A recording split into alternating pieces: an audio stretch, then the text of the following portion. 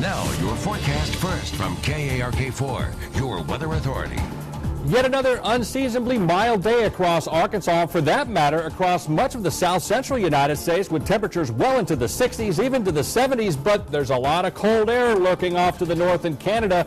That cold air will be making a break for Arkansas as we head toward later in the weekend. We'll let you know when to expect it. But your forecast first for here in Little Rock, looking for mainly cloudy skies, areas of fog and drizzle for your Friday morning drive in, 53 degrees. KARK4 News at 6 starts now. Now, from the station you count on for local news that matters, this is KARK4 News at 6. Good evening, everybody, and thank you for joining us tonight. I'm Bob Clausen. Hi, everyone. I'm Jessica Dean. And when you're out doing that Christmas shopping, we hope you are also remembering those suffering from hunger right here in Arkansas, especially those kiddos. Especially the children. Get this, the Arkansas Foodbank says there are 90,000 hungry children in our part of the state right now. And those aren't national numbers based on any kind of national study. Those numbers are based on a report that was done right here in Arkansas. And we wanted to show you how your donations help feed kids. So we sent KARK4's Adam Rodriguez out to a local Boys and Girls Club just down the street. Adam, what'd you find out? Well, Bob and Jessica, if you're a parent, anyone who's a parent, you know what it's like to have hungry kids at home. But imagine how it feels when you can't feed them. And that's where the food bank comes in. Eager kids line up early at the Dalton Whetstone Boys and Girls Club in Little Rock. They're getting ready to come in now. Fresh out of school and hungry enough to eat a bear. How hungry are you? Starving. Program coordinator Gary Casey has the snacks. Nobody goes home hungry. Some honey grams and a cup of fruit straight from the Arkansas Foodbank. It really is a blessing just to have the Arkansas Foodbank. $1 will provide 3 meals for a hungry child here in Arkansas. Sakia Brown says programs like Kids Cafe help them feed thousands of kids every day. But there's a lot more who go hungry. You just want to take them all home. Casey says the Boys and Girls Club was a different place before they partnered with the food bank. I've had kids that were angry, and when I got to the bottom of it, it was just like, I'm hungry. And even though the kids are getting 2 meals now, Casey says a lot of them ask for more that they can take home to brothers and sisters. I'm real picky with my food. Of course, when you feed 120 kids a day, there's always a few that aren't going to take advantage of what they have to offer. There you go. But there's a lot more who will gratefully take anything they can get. I don't care what they have out, I'm going to eat it. Because I might be hungry, no matter what it is or what it looks like, I'm still going to eat it. And between Kids Cafe Backpack Program and school pantry partnerships, the food bank feeds about 5,000 kids a day. Bob, Jessica, back to you. Adam, thanks so much. And this really is, you want to talk about an investment in our future. You're investing in those children who are going to grow up and run this state someday. So it is maybe one of the most important donations you can make with the most impact. $1 can provide a number of meals for a family. All you have to do is call the number on your screen to make a donation, 501-340-4922. We say this again and we repeat it all the time. Every dollar counts. Every dollar makes a difference. So thanks very much for those of you who've called in, and thank you in advance for those of you who are about to. Turning now to education, a millage is paying off for a local school district. The Arkansas School Board Association meeting in the capital city today. On the agenda, North Little Rock School District is presenting information on a successful millage passing last year. The district says it was information sessions, strategic planning, and community engagement that made it all happen. One school board member also added it was evident the schools are old and in need of upgrades. Technology is the key that will benefit teachers as well as students. And then, because we were sort of like quadruple in the district, all of these schools will be the same. The district presented its plan to other Arkansas school district officials. An activist group hoping to send the message to Arkansas's congressional delegation: do not go over the fiscal cliff. The Arkansas chapter of the Fair Share Alliance collecting signatures from people in favor of avoiding January tax hikes. The group plans to present the signatures to the Arkansas congressional delegation to urge those lawmakers to extend tax cuts for everyone making $250,000 or less.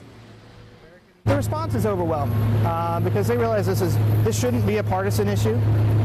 That where the economy is right now, it's the worst time to raise taxes on middle-class Americans, especially at the holidays. The D.C.-based group has at least 23 chapters in other states. The local chapter tells us it's going to continue its signature drive in cities across Arkansas. And today, the Little Rock Tech Park Authority taking a tour of the final 4 proposed sites. Members stopped by 701 Collins Street in downtown Little Rock near Heifer International. They're looking for a space that won't be close to homes but near research facilities in the area. It's always good to be able to get out and take a look at what's around it, kind of dream as to, okay, what would this look like, and hopefully make the best decision for the citizens of Little Rock.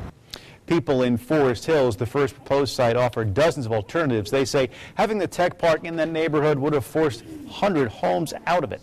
A trio of trails blazing a path through North Little Rock. Chief City Engineer Mike Smith says they just finished some landscaping on the Levy Trail to beautify that area. The street department is doing some major work on the Arkansas River Trail and the Emerald Park Trail. The idea, they say, is to improve the city's major pedestrian thoroughfares. And Smith says they also want to build a new bridge in Burns Park. If you want to learn more about the trails and the city's progress, you can go to that hot button on ArkansasMatters.com. A devastating loss can hit a family right out of the blue. But it's good to know, faced with a traumatic experience like that, there is someone there to help you pick up the pieces. KOK4's Deidre Wilson has more on a group, those giving who have suffered so much. They say it is a ray of hope, and that's the name of the group, right, Deidre? That's right, Bob. Sometimes all you need is a pat on the back or a hug when you suffer loss. At other times, you need someone to step in financially or help you handle those day-to-day activities in your life. That's what Ray of Hope seeks to do. As the old saying goes, the calm comes before the storm. We woke up on a Saturday morning to just my husband not breathing. But it was anything but calm in 37-year-old Amber Barham's Maumelle home last July. My 10-year-old went and she heard me screaming at him, trying to get him to wake up. 36-year-old Brett, Amber's husband and father to their 2 young daughters, died suddenly in his sleep.